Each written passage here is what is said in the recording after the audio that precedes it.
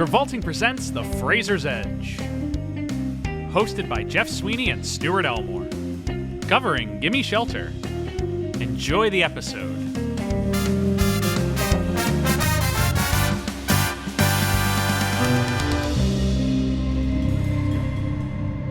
If I don't get some shelter, ooh, I'm gonna fade away.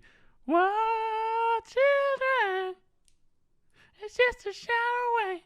It's just a shadow away. Oh, children. It's just a shadow away. It's just a shadow away. Yeah.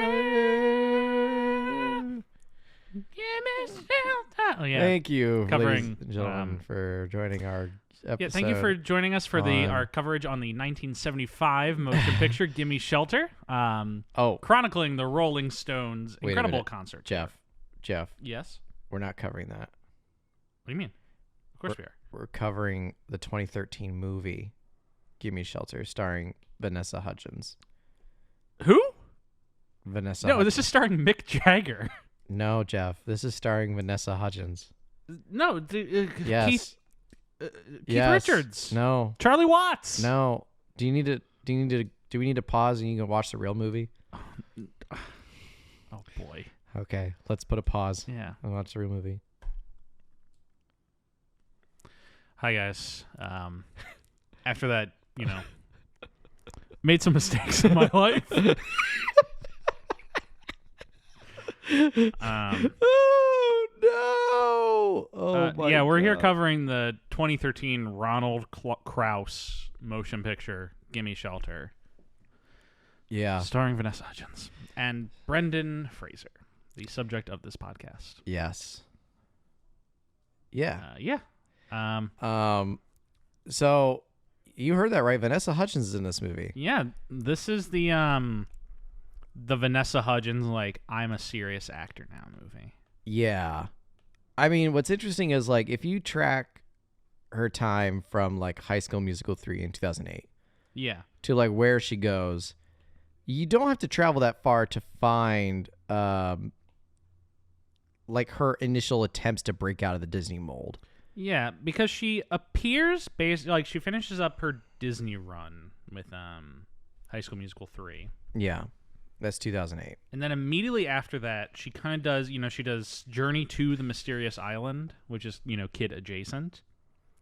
And then she appears in Sucker Punch and Machete Kills, which are adult movies, but they're still kind of goofy adult movies. Part of the gimmick is Vanessa Hudgens is in the funny grown-up comedy. Well, I would even say her doing Rent is a right away, a breakaway of that, because I think she plays the role of Mimi in that movie. I mean, the real breakaway for her is Spring Breakers. Yes. Which, lest we forget, stars James Franco as Alien. Alien, right? Yes. But no, she's one and of Selena Gomez. Yes, and Selena Gomez. That the appeal of that movie. I don't want to say the appeal of that movie, but the gimmick of that movie, which is a very good movie, is that it's former Disney Channel stars as the Spring Breakers. Yeah. But she's still the fourth. She's one of the four girlfriends in that movie. Yeah. She's not the lead. This is the first I am a real movie actor in a real important movie role for Vanessa Hudgens. Yeah. And it's directed by. Did you have anything else to say about Vanessa Hudgens at this point? We'll come back to her, I'm sure. Not really. I think we kind of said it that she's making a very strong attempt to break out of the Disney mold right away. But this movie's directed by Ronald Krauss. Yeah. Who was the inception of this movie. He is a director. Oh, great. That's what he is. I would hope so. And prior to this, he'd basically only done documentaries. Sounds like it. Seems like it. He did a lot of documentaries. He directed a movie in 2003 called Alien Hunter. Ah, okay. Starring James Spader. I thought you were about to say James Franco, No, Alien Hunter. It's literally a movie about an alien comes to Earth and James Spader has to hunt it down. So not really a lot of narrative film experience with this guy, which you don't want to necessarily hold against a person. Yeah. But he mostly has just done documentaries. And then he produced the television series Chicken Soup for the Soul based on the popular book. Yeah. But this is his first, feature-length, entirely conceived by him, feature narrative film. And it really feels like it. Yeah, it does. And it's no accident that if you look up his name on IMDb and look at his director's list, that it is the most recent film he has ever directed. The last thing he did. And if you're going to tell me, well, he's got 4 movies in, 2 movies in production, 2 in development, I'll believe it when I see a release date. This movie comes out of him, out of his documentary work. He kind of starts thinking of a documentary about this shelter for pregnant teens in New York or New Jersey called the Several Sources Shelter, led by this woman named Kathy. And so he spends essentially a year kind of documenting the comings and goings of the shelter and the girls who were there. And rather than turn this, research he did into a documentary, he starts leaning towards this being a narrative feature. Yeah. Which, I don't know the exact reason why he made this decision, but I would imagine it's something like this is a powerful story. That it should be a drama. That should be something that people will see. Yeah. Not just come out on DVD somewhere. Yeah. And I think this is kind of a major flaw in the movie. Because this, if this this kind of feels, I don't want to say cheap in a way, but you're taking this story that you essentially made as a documentary. Yeah. And you're like, I'm just going to get actors to do it instead. Right. And, there's some merit to it. I'm sure, this movie's made with the best intentions. I don't want to shit on the reasons that this movie is made. It's made with the best intentions. Yeah. To bring to light, this issue of teen pregnancy and more additionally, highlight the good work of people who are, sheltering these girls and it'd be finding a community for them. It'd be a great way to highlight that and feature that by showcasing the real people who do that. Yes. This seems, and I totally agree with what you're saying. This feels like a very sort of a cheap ploy tactic of I don't know. It just sounds like to me it's there would have been a lot more work for them to do to try to interview the people themselves and to go off of the story, do some digging on research rather than they can just we'll just make a shelter up. Yeah. That's sort of kind of like this shelter, and we'll make up this character who's kind of like this person. But because this whole movie just essentially it kind of feels like a documentary in a sense. Yeah, documentary narrative in a weird way. Because there's a lot of good performances in this movie. Yeah. But the problem is the characters they're playing are paper thin. Very. And all the writing is just the most cliche-ridden versions of this. Yeah. And maybe that is how it really happened, but then make it a documentary. I could have swore when I saw Vanessa Hudgens getting ready to leave that apartment with Rosario Dawson, it was gonna be a ba ba ba da ba ba da da 525,000.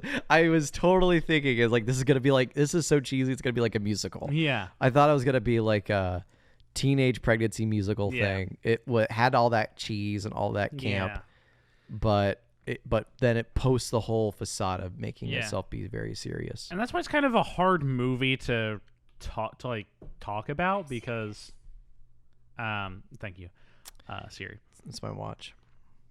Because you're the Rotten Tomatoes synopsis of the reviews of this movie is, in spite of its obvious good intentions and the compelling true story that inspired it, the heavy-handed Gimme Shelter can't overcome its cliche-ridden script. Yeah. Which, can't believe I'm saying it, to give credit to Rotten Tomatoes. Pretty apt description. Yeah. Yeah. Because, you watch the movie and you're like, this is nice. Brendan Fraser apparently donated his entire salary to this movie to a shelter. Yeah, same with James Earl Jones, I believe. Which is lovely. They seem like real stand-up people, and I'm, Fraser in this movie, we'll talk about shortly, but kind of like him in this. Yeah, I was going to say, he's it's felt weird for me to say, but in a good way, I almost forgot he was in this movie. Mm-hmm. Now, I know that sounds kind of weird, but hear me out on it. It's like Fraser only, like, I feel like there was just the right amount of Fraser. Yeah. You know what I mean? Yeah. They didn't over Fraser this movie. And I appreciated that a lot because last week you guys heard our episode on the worst movie I've ever Breakout. Breakout, right. Wasn't this Hairbrained this week? No, last week was Breakout. Oh, okay. Week before that was Pawn Shop. I guess Yes. Pawn Shop's a great example of this. Like, as we talked on Pawn Shop, it's like there's way too much Fraser in that one too. They over Fraser it. Yes. There's a version of that movie where there's just enough Fraser to like be like, oh my god, they got Fraser to be an Elvis impersonator. But there's a little too much of him. But there's a little too much of him in that movie. There's like the right amount of him. This is the right amount of Fraser, who plays like the Wall Street dad who had a kid out of wedlock like before he met his current wife, that, you know, he's sort of like not begrudgingly, but is sort of like put in a tough position where he kind of feels compelled to help out his kid. And on occasion, like, his sort of guilt brings him back on a couple times, but we don't like ham it up. Yeah. Like, I think the scene where in Give Me Shelter, when Rosario Dawson comes to the shelter and like smacks her in the face, and then whatever that lady was who like was in charge of it, she gestures her to leave, and then Fraser shows up, and you could say like, that's so fucking corny and campy. That's like kind of dumb. Yeah.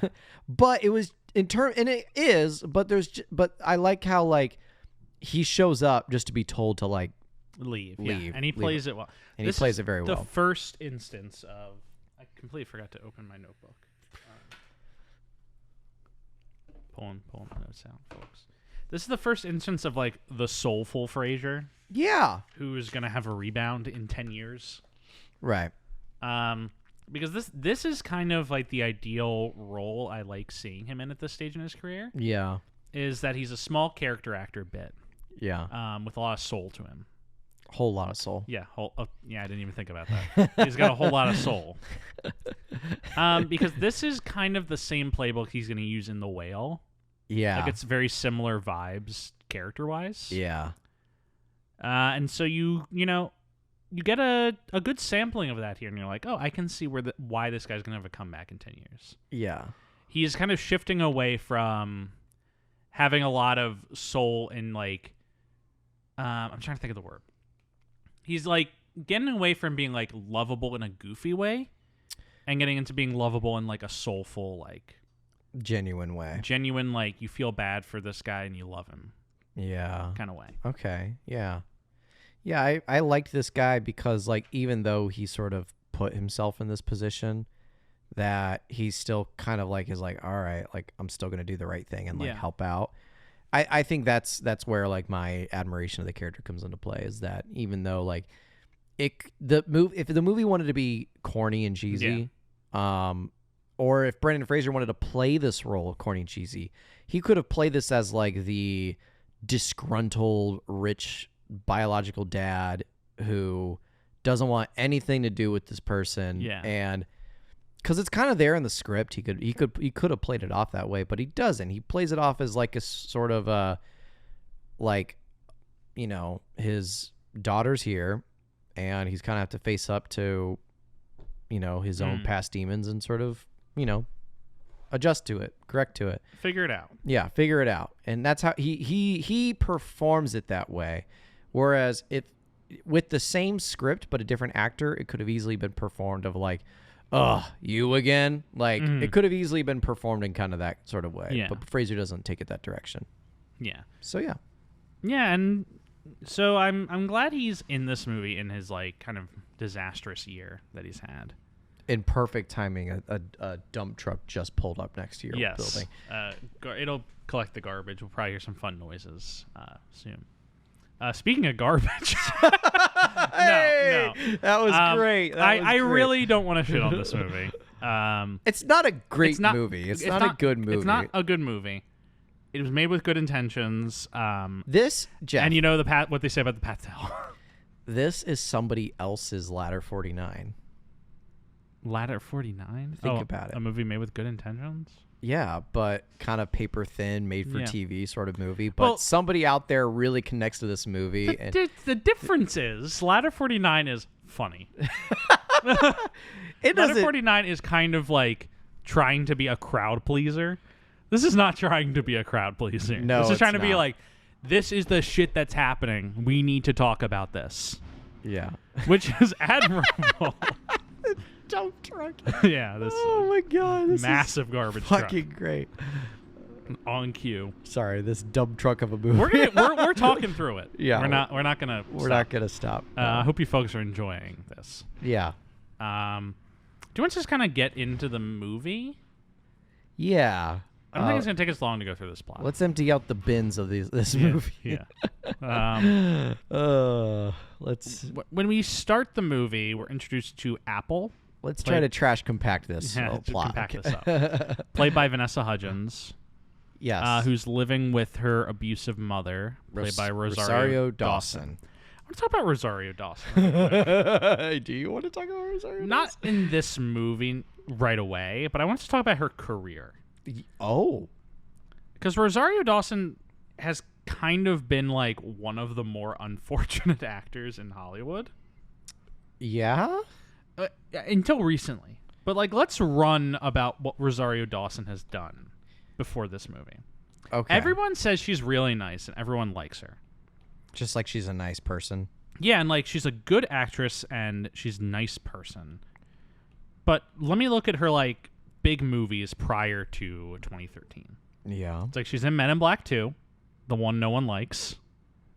I kind of like Men in Black 2. It's not great, but it's all right. But everyone else dislikes it. She kind of gets like occasional smaller roles or supporting roles in some successful movies, like 25th Hour, Death Proof, Clerks 2, but like Sin City. But none of these movies are like really making Rosario Dawson a big star. Right. She's like kind of just a working actor who never gets like the big movie out. And everyone's just like, I think Rent did some things for her. Because it's a highlighted movie in her career, Rent. Yeah, Rent did good for her. Rent's like her biggest thing in that run. But it's consistently like movies like 7 Pounds, Eagle Eye. She's in Alexander, Josie and the Pussycats. She voices Wonder Woman in an animated movie. She's in Percy Jackson and the Olympians. Sin City 2. Like, none of these things are really Rosario Dawson based successes. Right, yeah. She just happens to be in them. Yeah. And then 2013, she gets like her biggest. I don't want to say her biggest role yet, 'cause she's been in bigger movies, but she's in like the Daredevil show as Claire Temple, and she's like the Nick Fury of the Netflix Marvel shows. In 2013, 2015, she's in Daredevil, Jessica Jones, Luke Cage, Iron Fist, and The Defenders. Yeah. But even in those shows, she's like kind of not a character. Right. No, she's the night nurse or whatever. Yeah, she's the night nurse. And she really doesn't kind of get a major like leading role until like 2 years ago, and she plays Ahsoka, an animated character turned to life in the Star Wars shows. Yeah. And that's kind of like, she's been in a lot of stuff and she's been good in a lot of stuff, but it's never quite popped for her. Right. No, that makes sense. I would agree to that. I mean, she's almost kind of like the William H. Macy. Yeah, we're like William H. Macy just comes in for like a supporting role and then he's out. But William H. Macy has had like he's in like Fargo. He's had and Fargo and he's had Shameless, and Rosario Dawson has not. I mean, Ahsoka Tano is gonna be her like Fargo or Shameless. Yeah, and so like she just has one of those careers where everyone knows her, everyone likes her, everyone's like, yeah, she's a good actress. But then name me one movie. But name me like the Rosario Dawson project. Yeah. And there isn't one. I mean, she's married to, last I heard, she was married to U.S. Senator Cory Booker, but I'm now currently seeing that they have broken up. Oh, sad. Sad. Okay. But, yeah. That's the Rosario Dawson corner. In this movie... You just wanted to, like, put that out there? Yeah, in this movie, she is pretty good. Yeah. It's kind of just like she gets the one scene at the midpoint where she gets to kind of like be emotional and explain like which one's that? Is that the? It's when she encounters Apple at the shelter or the hospital. The hospital. Ah, with the social worker. Yeah. She's really good in that scene. I mean, but her character is basically like Satan in this movie. Yeah. I think it's no accident that both Vanessa Hudgens and Rosario Dawson both played Mimi in Rent. Yeah. Because, again, I go back to Rent. This movie really is just kind of like, High School Musical Rent. High School Musical Rent. It kind of is. And so, but yeah, she plays your, I don't want to say like stereotypical druggy, abusive mother, but if I say that, all people listening can probably think of a role right away that points to that. And like Dawson said that she is the product of a teen pregnancy. Yeah. And that's why this role really spoke to her in this movie. Yeah. Because she said she was raised by a good community. Yeah. But for the most part, like a lot of people who she knew didn't really get that same treatment and kind of had to go through what the characters in this movie go through. Yeah. Which is just what is difficult about this movie is these are all like incredible stories, and you're like, all these people come in with great intentions and a lot of great ideas, but they couldn't put those intentions into a better script. And the movie doesn't work for any of it. Yeah, it doesn't help anyone out. It's not beneficial. They couldn't put those intentions into a better script. Yeah, it's like because it's just very by the numbers. Yeah, and like unfortunately. it sucks. When we tell you guys the plot, it's gonna seem like Vanessa Hudgens does this, and then she goes here. Yeah, and then she goes here, and then she goes here, and then she's happy. The core problem with this movie is that Apple has no personality. No, she's not a character. She's like an avatar for this idea. I have a feeling. I mean, I'm not saying I totally agree with this statement I'm about to say, but you might agree with it. She's Sadie Sink in The Whale. Not as bad. Sadie Sink in The Whale is like a disastrous performance. Who is like portrayed as like a super villain. Apple in this is like she's a troubled teen, and that's it. Hey, she's a troubled pregnant teen. Yes, but like she doesn't like. I don't understand any of her interior life. I don't know like what her goals in life are. I don't understand anything about her aside from the fact that she's a pregnant teen and she runs away from her mom. Yeah. Because we get all these scenes of her like walking around, sitting alone, and talking, and like anytime she talks to someone, she's mostly just listening to them speak. Right. And Vanessa Hudgens is doing like an admirable job in these scenes, but there's nothing for her to portray. Yeah, what do we learn about her? She's sad. She's like, "You're a liar. He touched me." Yeah. And it's like, okay, give me more. Yeah, that's all we get. On. Like, yeah, we don't really get any like. I mean, I want to say agency. Like, obviously, she makes a lot of the decisions in this movie, but not really. Yeah. Like, it just seems like a lot of these decisions she makes just happens. Mm-hmm. There's no real build up to why she's making decisions as she is. Yeah. Like, case in point, when she gets to the shelter, it's like pretty much no decision she makes. Once she gets to the shelter, like, she's done being an agent. Yeah. Her agency is over. Yes. Once she gets to the shelter. And then her, like, she just kind of stands around while other characters do things at the shelter. Yeah. And then at the end, she's like, I want to stay at the shelter, Dad. Yeah. I mean, I think we kind of summarized. I'm just going to, like, kind of go through the plot. Yeah. So, Vanessa Hudgens. She runs away from Rosario. Runs away from her abusive home. When she has a letter from her dad. Yeah. Who she's never met. But there's an address on it. Yeah, it's the only thing she has of him is, like, a letter that's basically like, I'm so sorry you weren't planned. I can't be a part of your life. But I wish I could be. Here's a picture of me. Yeah. And there's a return address on it, so she heads to that return address. Yeah. She gets on a bus and heads there. She gets there. Immediately the cops are called on her. Yes. She gets, like, arrested. Yeah. Because the housekeeper... something I quickly want to say is this letter is from, like, 16 years prior. Yeah. And Fraser established in the letter that it's his parents' house, so he just, like, inherited his parents' house and hasn't moved. For 16 years. Yeah, for 16 years. Yeah. Which is kind of... It's lucky for her. Yeah, it's very lucky. So she gets there. She gets arrested. And then Fraser comes home and sees her, recognizes her. It's like, oh yeah, that's my daughter. So he gets her out, and then they have like a quick little talk where it's basically like, I just need a place to stay for a few days until I get a job and get on my feet. In any scene, do we ever see her like looking for a job? No. Yeah. And like that's not part of the story that they're telling. It's she not, quickly kind of gets like thrown out, and then right. I'm just saying it points to the fact that like I'm having a hard time finding her agency in this movie. Yeah. Because the first scene is actually really good. That she makes the decision to like get out of the house and tries to get to the place. But once she gets to Fraser's house, it's like almost no other decision is hers that she's making. Yeah. Other people just make decisions for her. Right. And in her mind, they're making decisions for her because they're forcing her out. Yeah. So like key thing is like, so she's there, and then she's staying at the house. She cooks breakfast, but then she runs away. She freaks out because, I don't know, it's not gonna work. Yeah, and Fraser kind of convinces her to stay. But then she's throwing up. Yes. And then that's when Fraser's wife asks, "Are you pregnant?" And Fraser's like, "No, she's not pregnant." It's like, I'm asking her. She doesn't answer. She's pregnant. Yeah. So she takes a test. It's positive. She goes to the doctor, gets an ultrasound done. Yeah, there's a little baby in there. Little baby.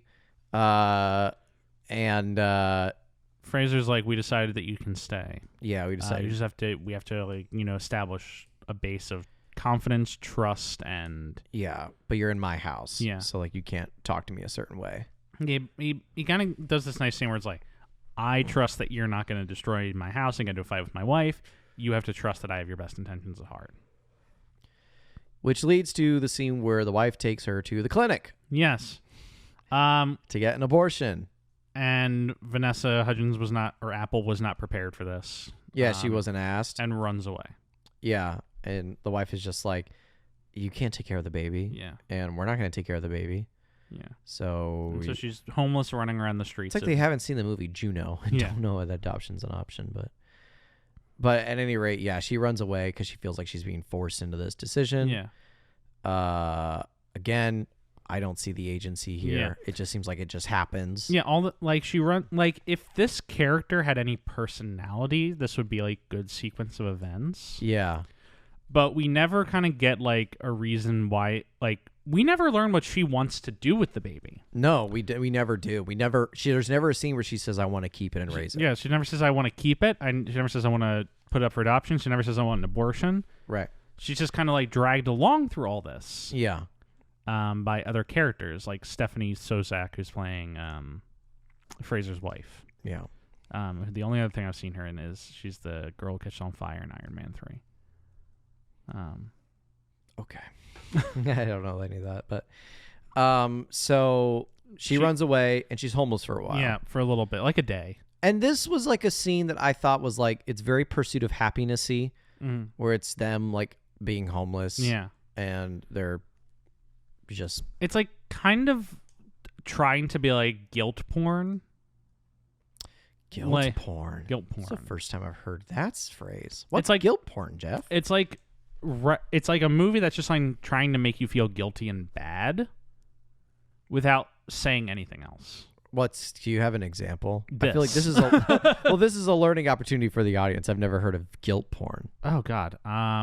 Was Pursuit of Happiness guilt porn? I've never seen Pursuit of Happiness. You've never seen Pursuit of Happiness? I have not. Brother. Yeah.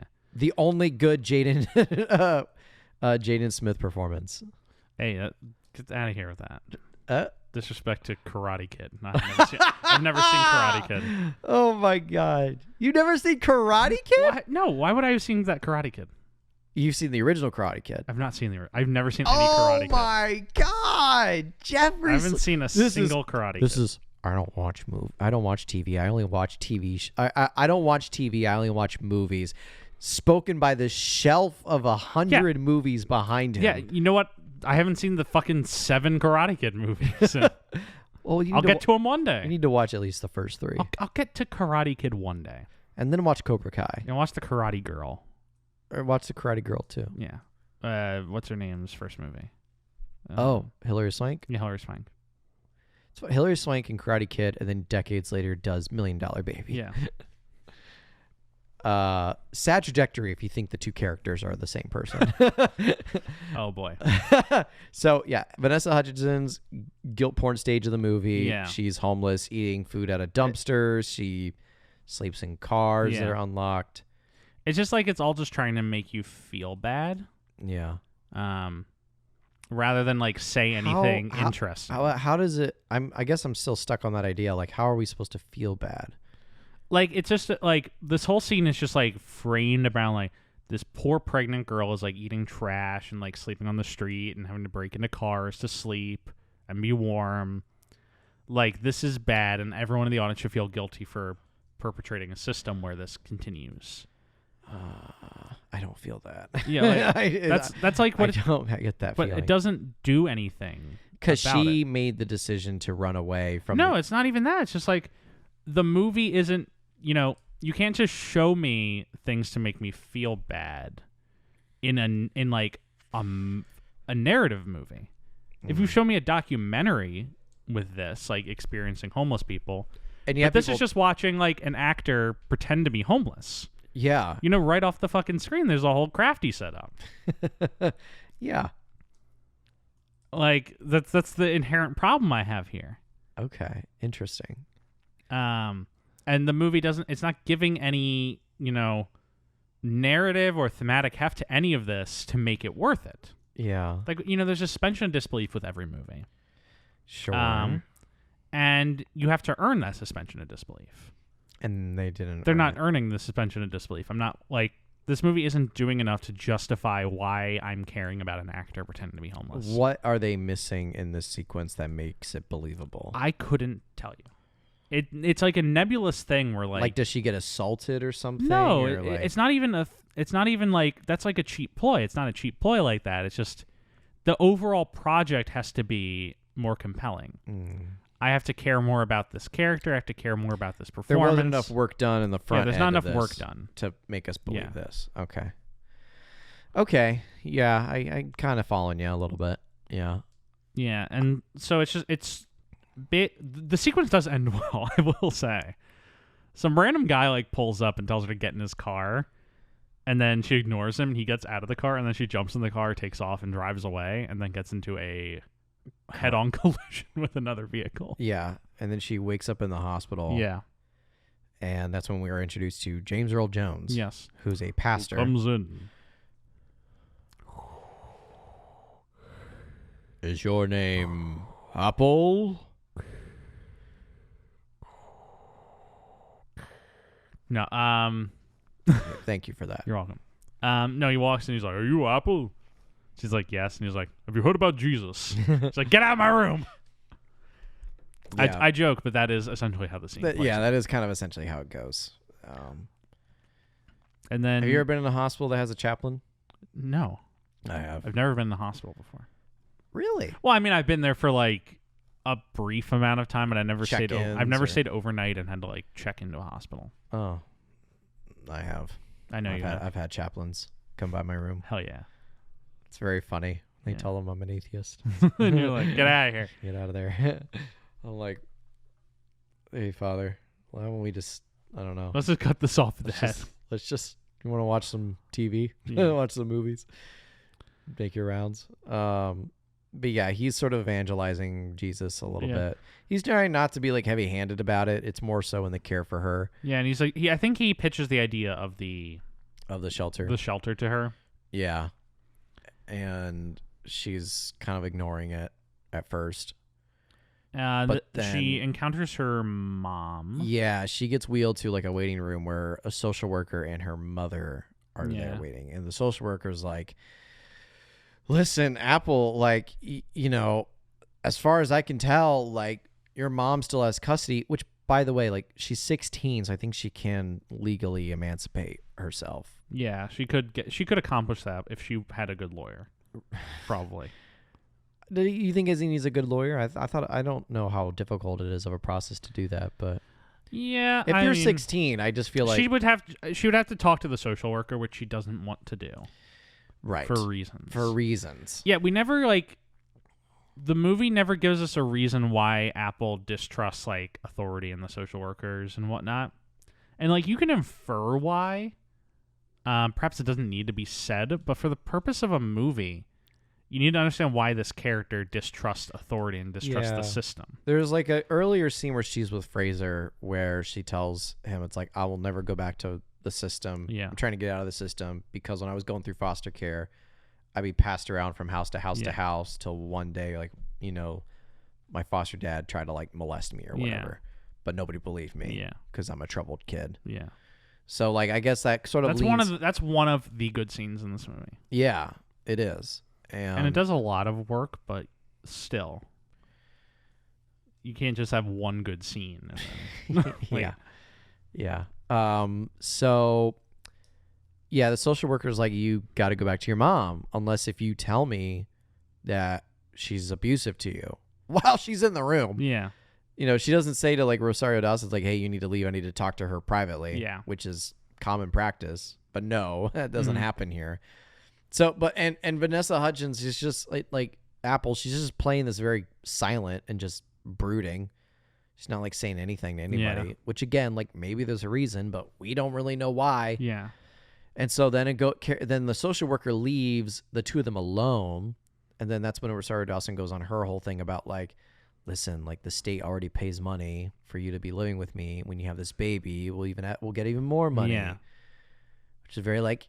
And I'm going to make a lot of snow with the Elvis. Yes. Like it's very little. Colonel Tom Parker. It's a little bit Colonel Tom Parker-esque from Elvis. Yes, I'm going to pour the poison in Elvis's drink. Yeah. You just made him drugged up. He's what? Yeah. I watched the John Carpenter 1979 Elvis recently. And Pat Hingle plays Colonel Tom Parker. And he doesn't even do like a Nazi accent in that. Like it's he does it. He walks in. He's like, "I'm Colonel Tom Parker," and I'm like, "What the fuck are we even doing here, buddy?" I know the real story. Clearly, Colonel Tom Parker sounded like Goldmember. Right.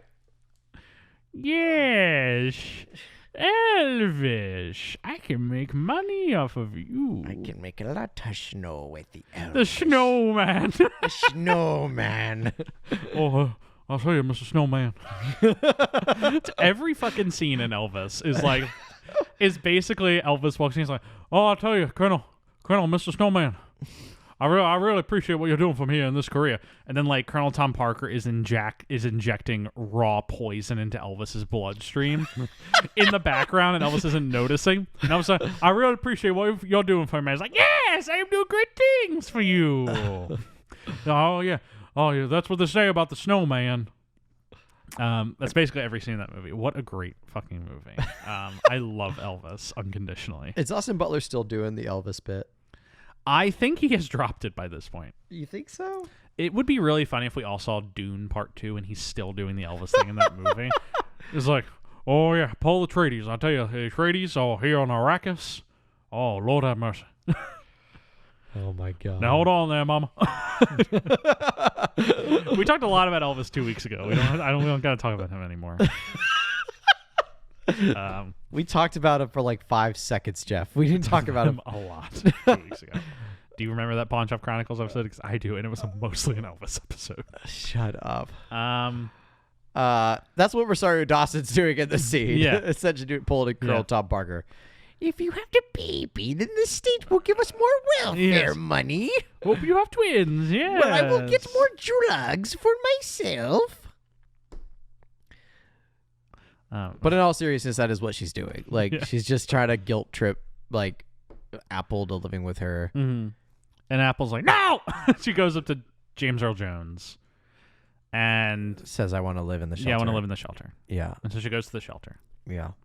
And then the movie kind of just essentially... I seriously don't know where to pick up from this. The next 40 minutes are basically just the same scene over and over and over again. It really is. The next 40 minutes are she gets to the shelter, and they're like, you're going to live with one of the other girls. And she's like, I'm going to hate it here. And then she hates it here. And she gets into a fight with one of the girls. And one of the girls is like, you want to run away with me? She's like, yeah, maybe. And then she decides, like, no, everyone here's nice and stays. Yeah. And that's basically just all that happens. That honestly is like the best. Like, I don't know why she stays. It's because they're nice to her. That's it. They're nice because they're a family to her, Jeff. Yeah, which is a great idea. I wish I felt it. Yeah, I wish they. I don't know a single one of these other girls' names. Cassandra. Yeah, one of them is named Cassandra. But apparently. she's like the trouble girl that wants to run away or something. Yeah, and Ann Dowd plays Kathy, who's like the owner of the shelter, based on a real person. For people who don't know who Ann Dowd is, I direct you to season 1, 2, 3, and 4 of The Handmaid's Tale. Is she in that? She's in The Handmaid's Tale. She does a great performance, but she plays one of like the handmaidens like managers kind of. Okay. It's a really brutal role. She has to like torture them essentially to comply. It's kind of brutal, but she also screams at a child in Hereditary. That's right. But no, she's had a long career. She's very successful. She's a great actress. Great actress. And she's fine in this, playing basically nothing.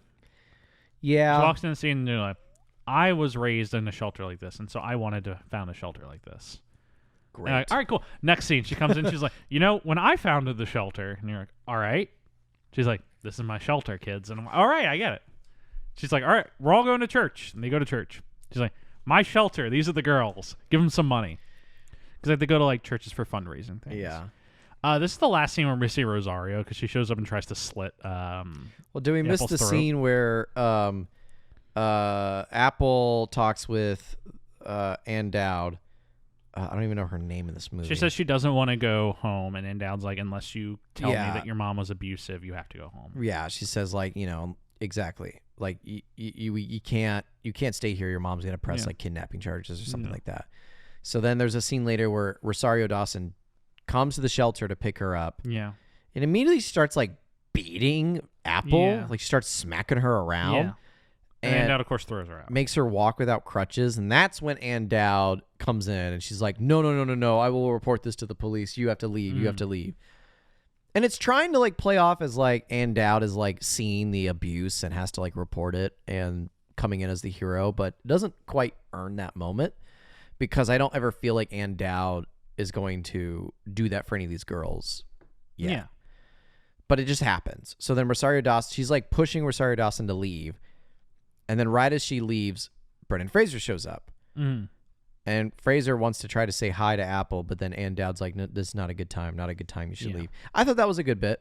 I thought that was a good performance bit on Fraser's part. Yeah, it's good on Fraser. It's good on Ann Dowd. It's all held on one like over-the-shoulder shot. They're two pros doing their thing. Yeah. It's a fine scene. Last time we see Rosario, she comes to the church and tries to slit Apple's throat. What the fuck? Yeah, it's crazy. This is like, if I can't have Elvis, no one can have Elvis. It's like the fuck? Yeah. Like I just feel... If that happened, then tell me that happened. Yeah. Like I just don't buy that. Yeah. But if this was a documentary and someone's and then my biological mom, when she found out that I wasn't going to live with her, she hunted me down and tried to kill me. Like, then I'd be like, fuck, that sucks. But just putting it in a movie just doesn't do anything. This is just the wrong kind of story to be told in this way. Because that should have been the last scene we saw Rosario Dawson of her leaving the shelter. No, like, and her coming to the church and trying to kill her, like, it just feels very over the top. Yeah. Yeah. It was more impactful if their last scene of the shelter is her last scene. Yeah. And we never see her again. Yeah. It maybe if there's like letters that Dawson writes to Apple or something like that, then that might be a little bit impactful or whatever. But the whole like tries to kill her at a church fundraiser. And of course she gets taken out and we never see her again. Yeah. Over time, Apple does come to like living at the shelter. And we know this because she takes out her earrings and nose ring and washes the makeup off her face, which she apparently had never done before. Grows her hair out a little bit. Yeah, grows her hair out. I forgot to say, the movie starts with her cutting her hair. Yes. To look like a boy. Yeah. I guess. But we know that she likes it because she starts, getting showers. Yeah, cleaning herself and looking pretty again. Yeah. I guess. I don't know. It's weird. Putting on, wearing their clothes. Like she starts wearing cardigans. Yeah. you know they're taking a Fred Rogers turn when they start wearing the cardigans. Yeah. It's like, how do we tell that this person who was once like a drug addict, like homeless, pregnant teen, is now like a Christian believing, cleaned up person? Cardigans. Cardigans. Eventually, she has her baby. Yes. She has the baby. Fraser shows up. Yeah, she's told your dad's out in the waiting room. He'd like to come in. She's like, he can come in and see the baby, but I don't want to talk to him. They're like, that's fine. Yeah. So Fraser comes in. We kind of get this out of focus shot, like intentionally. Yeah. The focus is on her looking away, but we kind of see him in the background start playing with the baby, and it's clear he loves this child. It's a decent scene. It's Yeah. it's a decent All the scene. Fraser stuff is good in this movie. Yeah. He's the best part of it. Yeah. I just think maybe the guy who made Alien Hunter wasn't the best choice for this material. Yeah, probably not. Next scene is basically Fraser coming to her and being like, "Hey, You so can come live with we us. want you to come live with us." Yeah. And she's like, "Are you sure?" He's like, "Yes." No, what he says is, "We're having a party for my birthday because I have a birthday one day off from your son. We'd love for the two of you to come by." And she's like, "Okay." So they come to his birthday party. It turns out it's not a birthday party. It's a congratulations on the baby party, where they're going to invite her to live there. Did I miss this scene? I don't know why I just don't remember it at all. And so Fraser drives her there, and she realizes it's not a birthday party for him. It's a party like, congratulations on the baby party. Yeah. And she sees like this beautiful room they've set up for the baby, full of giraffes and shit. It's like a big plush giraffe. And they're like, "Well, what do you say?" And she says yes, that she'll come live with them. She goes back to the shelter, and all the other girls are really upset that she's leaving. She cries and gives them all a hug. We're so sad that you're all doing these characters, something with your life. all these characters whom we definitely know their names and their stories. Like if this was a documentary focused on the shelter and we learned all these people's stories, or hell, if this was a narrative movie, we pick up with her entering the shelter at the start. Yeah. And spend more time with all these characters. That's a movie. Did you ever watch the movie Waco? No. Because there's been a ton of documentaries on Waco. Yes. The Waco, Texas siege, right? Yes. There's a Netflix movie about it, and I'm not going to say it's like the greatest movie ever made. It's not. But it does something interesting where it doesn't, like this movie, it's just telling a story about a thing. It's not really telling a story about a person. Yeah. Waco could easily have been that movie where it just tells a story about the siege with paper-thin characters. David Koresh is just a maniacal maniac, cultist guy, and all of his followers are no-name, paper-thin characters who we never get to know. Mm-hmm. But it doesn't. It actually like builds into every single like character that you're gonna stick with for the next hour. You should watch it. I think it's a great comparison of like this type of movie that's like based on a real-life thing, but it's spun into a narrative feature. Mm-hmm. That gives you enough like context into it that it makes a lot of sense. But for this movie, it's like, if it was going to be a narrative movie about like the shelter and all that stuff, like, right, you would expect for us to learn more about the people living in the shelter. Yeah. There's one scene where like they're reading their files. They break in and they read all their files. And like, if you just tweets a couple things, I can see that scene being very impactful. And like the juice of that scene should be they're seeing what their labels are, and then explaining how they aren't their labels or like whatnot. But instead they just walk in, they're like, it's like a way for us to learn them all by their labels. One's like troubled, mentally disabled. Wow. Next. Yeah, that's the scene. That is a scene. Could have been a really good scene. But they're all upset that Apple's leaving. Yeah. And Apple's like, I'm going to love you all. I'm going to miss you all. Next day, Fraser comes and takes her away. Halfway down the road, she's like, stop the car, stop the car. And this is a nice scene. Fraser plays this really well. Where she explains, like, she says, I can be your daughter one day. I can learn to be your daughter, but I need time. Can you give me that? These girls have become my family. Yeah. I'm not ready to abandon them for another family yet. Yeah. And Fraser's like, I can give you time. I understand. Yeah. But then weirdly, he like makes her walk back. Did you notice this?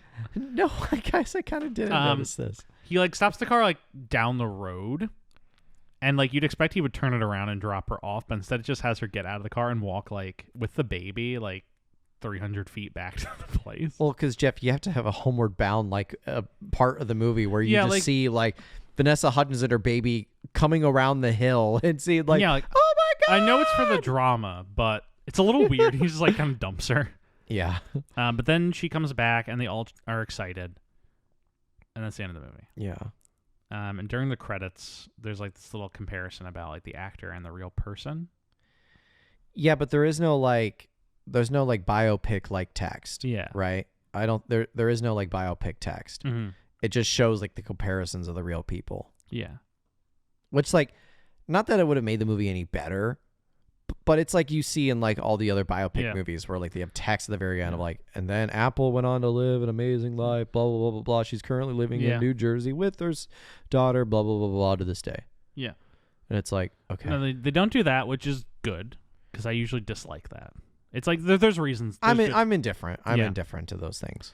I just like it when you're doing like a fake movie. Like when it's like, The Vice was a pretty good use of this. Yeah, no, like I like that, and I like it when, it's a movie about a specific, a real important event. Yeah. Whatever. I'm not going to go into it. Yeah, she get like the photo comparison of like the real Apple versus Vanessa Hudgens. Yeah. And all that. The real like who Ann Dowd plays versus her role, James Earl Jones, and the role Brendan Fraser even gets like a real life photo. Rosario does not. Rosario Dawson probably because it's very hard to track this woman down. And if you ask for her consent to get a photo of her, she's gonna say no. Yeah, for the movie, we're gonna have to look for this person's abusive mother, find her, contact her, get approval to use. But no, they're not gonna get that. No.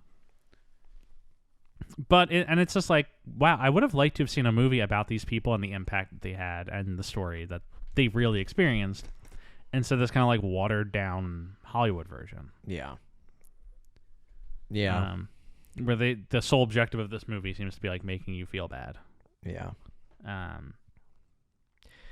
I will say it's 2013. Yeah. It's not the worst movie. Yeah, no, it's not the worst. Year. This he's is doing like, 5 movies this year. This is not his worst. This is like a 4 or a 5 out of 10. I would say 4. It's a 4 out of 10. It's not terrible. I'd say 4. Yeah, it's like 2 out of 5 stars. Yeah. Well, and because I mean, Fraser's doing, again, as we said, like 5 movies in 2013. Yeah. This is one of the 5, and of the other 5, as we've been talking about recently, like Case of You, Hairbrain, Pawn Shop, Breakout, Gimme Shelter. Yeah, it's a brutal year. It's a brutal year. This is his best movie this year. I would say it is his best movie of the 5 he does in 2013. And I think it's telling that this is kind of the career path he does pursue more. Yeah. As he does start playing kind of like these soulful guys a little more. Kind of becomes his thing. God, it's crazy to think that next week we're to talk about The Nut Job. Yeah.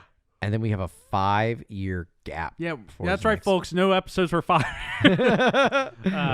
No. No, but then we do The Poison Rose Part 2. Yeah. The Poison Rose 2, Electric Boogaloo. What are we going to call it? Poison Rose 2, Hypercube? We'll figure it out.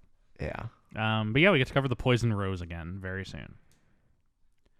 And then it's, a few more flops, and then we're back to the banger zone. Yeah.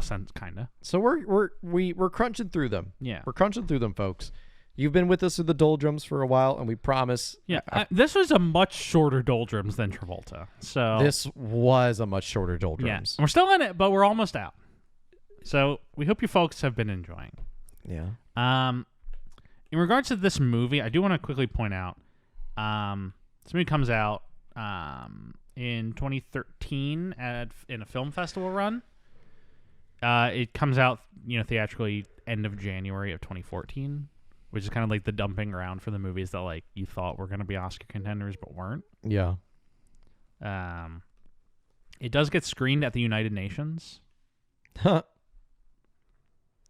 That's interesting. Yeah, the Rolling Stone review for this, I think, kind of summarizes a lot of my views on it.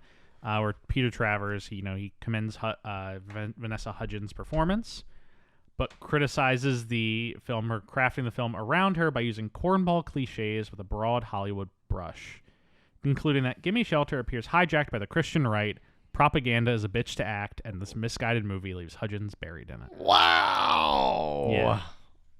I mean, I don't think it's that far like Christian. I was going to say, like, before we even recorded this podcast, Jeff, I said I wasn't going to say it on the podcast, but I guess I'll say it now. Like, there is some truth to be said about, like, your Christian, like, charity organizations that, while on the surface level, yes, it seems like they're doing only good things by providing food, by providing shelter, by providing care, but on the back end of that, they're all postulizing or evangelizing about their faith to these people, kind of like inadvertently sort of pushing their faith onto these people. Not totally ethical or moral, in my opinion, but I'm not to say it's evil. I don't. The solution is then to just ban these things. Like, we don't want to get rid of these solutions, but I don't. That's a conversation to be had. Yes. I don't think it's quite. I wouldn't go quite as far as Peter Travers saying hijacked by the Christian right. It's not that. No, I don't think it's hijacked by the Christian right. Because I read a review that's like this anti-abortion movie. It's like, I don't think the movie anti-abortion. This girl doesn't want an abortion, and I don't think the movie is like as a whole anti-abortion. Right. It's not saying there's no scene in this movie where it's like, why get an abortion when there's all these programs for women who are pregnant? Like, no, there is no scene like that in this movie. Yeah. Some more highlights from reviews. This is from the Washington Post.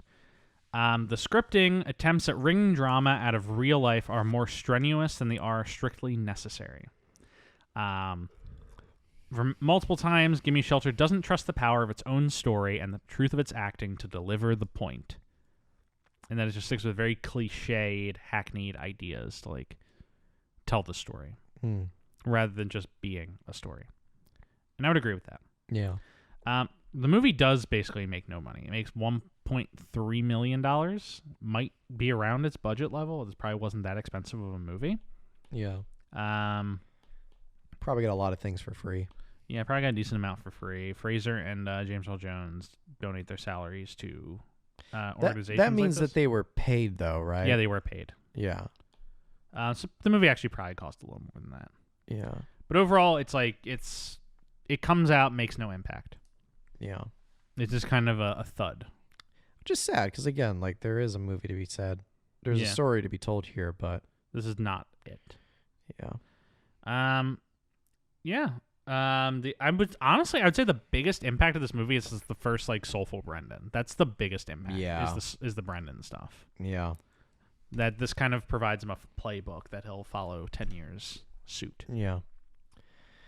And if anything, folks listening to this episode, again, name me one Rosario Dawson movie that she's the star of. Yeah. Challenge you on that one.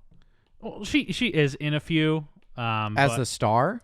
Yeah, she has some starring vehicles, but they aren't, like, successes. Yeah. And so I'm hoping that Rosario kind of, like, I don't want Ahsoka to be, like, the only thing that she does, but I'm hoping that it kind of leads to her getting some more stuff, more exciting material. Yeah. Remind me that there's a topic I want to talk to you about, something off air. Yeah. But that was something off air. All right. That's it, right? Yeah, that's it. You got anything else to say? 'Cause I don't. No. All right. Well, on that topic, thank you folks so much for listening to this episode on Gimme Shelter. Hope you enjoyed it. Make sure to tune in next week for our episode as promised on The Nut Job. That's what I'm going to be during that episode. That episode's going to be a nut job. As always, special thing. What am I doing? As always, please remember to rate, review, and subscribe on whatever platform you're listening on. As a reminder, we are available on Spotify, Apple Podcasts, Google Podcasts, YouTube, Amazon Music, plenty of things. Pop into our Reddit, r/Travolting. Find us on Twitter or Instagram at TravoltingPod. TravoltingPodcast@gmail.com. Find me on Twitter at JeffW Sweeney. Anything you want to plug, Stuart? No. Special thanks, as always, to Rebecca Johnson for our graphic design, Michael Van Bodum Smith for our theme music. Have a great week, folks, and ready to get nutty.